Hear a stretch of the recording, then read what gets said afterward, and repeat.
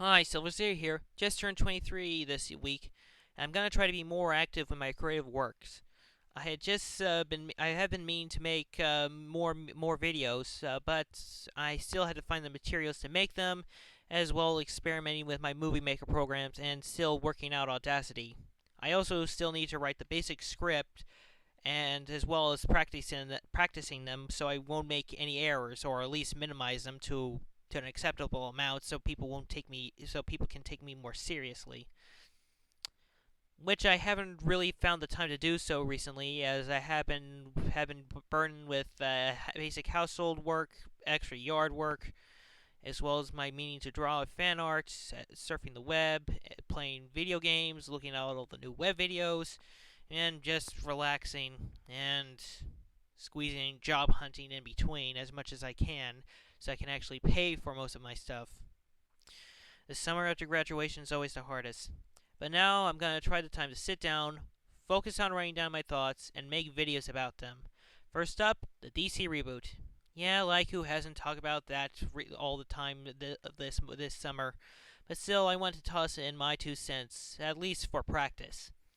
Even before I heard the news, I already knew how bad DC's continuity has gone, basically to the low point of Family Guy and Sonic the Hedgehog, in terms of which fans are always bashing it.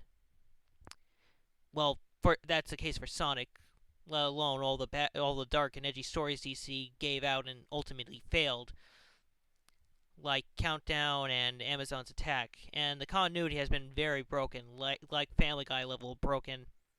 But then again, since it's comic books, continuity is as sturdy as wet paper.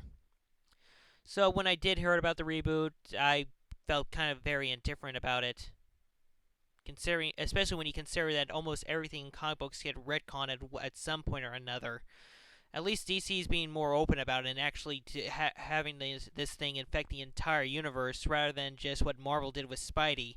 The one thing I hate about One More Day is that everyone basically had to deal with the aftermath of their choices in Civil War, but not Spider-Man.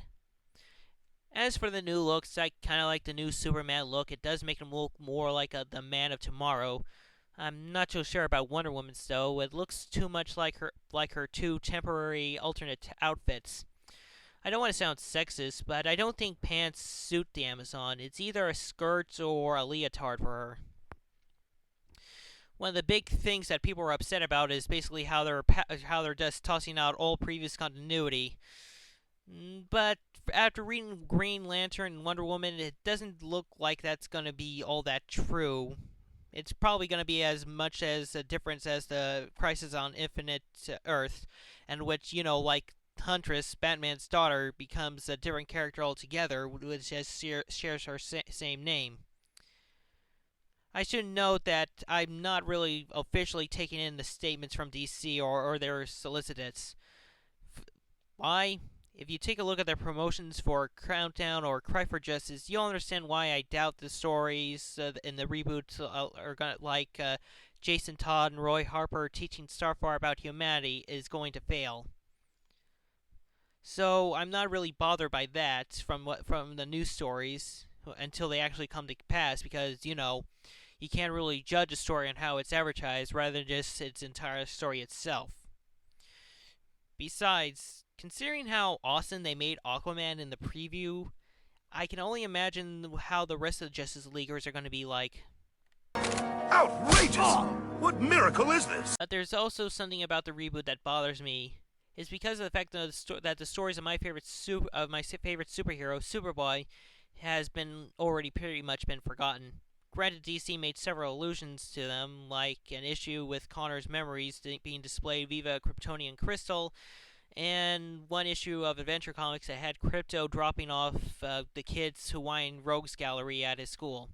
But basically, they're like brief summary. Basically, kind of like saying Mario is a plumber who gets power-ups from mushrooms, or how Mega Man is a robot that fights other robots. One of the big things that bother me is that his girlfriend, Tanya Moon, who died tragically in a story arc, has never been seen or mentioned again. Not even in Blackest Night. She wasn't even given a crowd cameo in that story arc, even in the Smallville version. Superboy stories by Carl Keschel tried to reintroduce some of Jack Kirby's lesser-known works at DC after his passing, and they kind of brought me into the world of comics, which means without them I wouldn't be the nerd I am today. And the fact that DC really ignores them bothers me a lot. And with the reboot, since with the upcoming reboot, it's kind of confirms that DC's not going to bother remembering any adventures of the kid before his time in the Teen Titans pretty much at all. I am a little bit peeved of how they're retconning Lois and Clark's marriage, but then again, I kind of see it as a good way to see why Lois Lane is the perfect woman for the Man of Steel.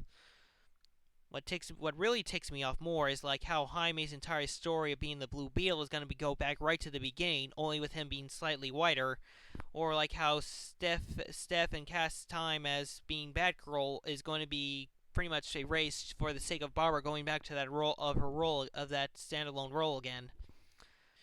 And when you consider that how most of the stuff in current continuity has been kind of been destroyed for the past, like, does anybody remember the Matrix Supergirl or Red and Blue Superman?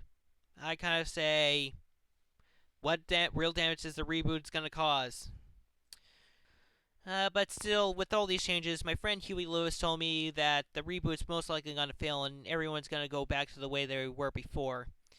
Because, it's comic books. That tends to happen a lot. But still, even that does come to pass, I have some mixed feelings about that. Because while everyone will be rejoicing how Superman and Batman still wear their underwear on the outside of their costumes, Leanne Harper, the cute little girl that made all the DC heroes into one giant family, is going to still be dead from making Cry for Justice a dark and edgy story. But then again, considering it's comic books, they can easily do a time travel reversal, universal time continuum pile up to make it that she's still alive. It'll be a cop out for sure, but it won't be as bad as One More Day.